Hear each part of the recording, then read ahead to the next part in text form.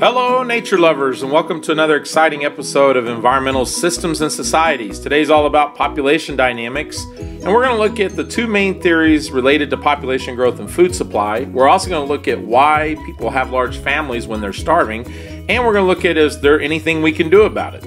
So the first thing I want to talk about is Thomas Malthus. He was the first guy to talk about population growth, and really, he lived around in England around the time of Darwin. Darwin used a lot of his ideas to create his concepts, but his basic idea was this. Human growth, population growth was exponential. Food production was not, therefore those two couldn't be compatible. Something was going to give.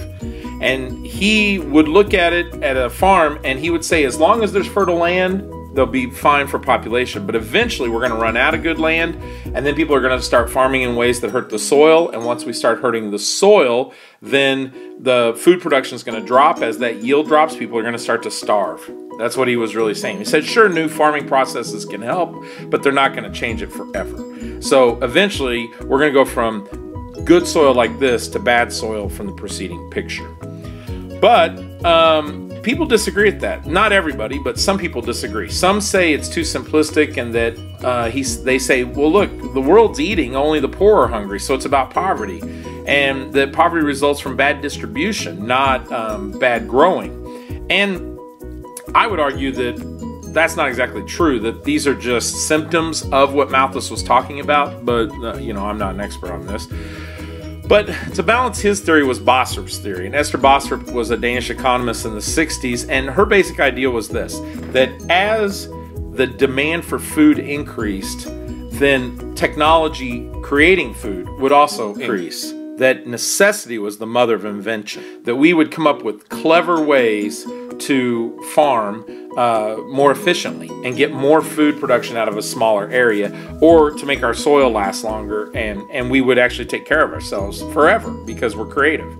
But a lot of people say, well, that's not true. Look at the areas that are the poorest, where people are starving. If necessity is the mother of invention, why are they still farming the same way? I think that's a really great question. So who's correct? Well, there's evidence that both are correct. That Bostrup's right, that people do create new ways to do this if they have the resources and the time and the energy to do this. But that really Malthus is probably right over the long term. That carrying capacity can move, but that eventually it's going to stop. We have limited resources, and when that happens, we're going to have mass starvation. So when you think about this, you go, okay, so when do we consider a country overpopulated? Well, the reality is we consider it overpopulated when it doesn't have enough resources. And rich countries bring in resources, so they change the rules. So you take Belgium here, and there's tons of people, but in a small area, but they have plenty of resources, so they're not technically overpopulated. Whereas you take this jungle in Brazil, and there's a fewer people per area, but they are overpopulated because they don't have as many resources. I don't know if I agree with that, but that's the basic idea. So why do people keep having families when they're starving? And the big reason is they need kids to help them live. They need kids to work in the fields. They need kids to take care of them in old age. They need kids to replace the ones that die. They need kids for status. And so a lot of women are judged on their status, on how many boys they have especially. And then finally, people like to have sex. Crazy idea. And if there's not contraceptions, they have babies. So the areas that don't have good contraception programs tend to have more babies. So how do we fix this? Well, we provide education, and really in two ways. One, we provide contraceptive education, where to get it and how to use it. Second, and probably more importantly, is we develop education for kids. The more educated they are, the less kids they have. Clear correlation.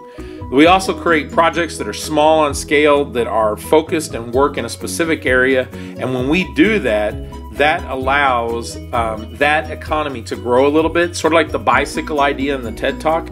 And then with the power things, for example, we bring a small amount of light to this hut at night. Now he's studying. Now these kids are not working in the field as much or at all, and they're spending their time getting educated. Now the population size is going to drop. It's a really neat kind of way that it can be fixed. So when I've talked about today, I talked about the two main theories related to population growth. I talked about why people have large families, and I talked about how to fix that problem. If you have any questions, let me know. Otherwise, peace out, homie. Mealworms. For dinner?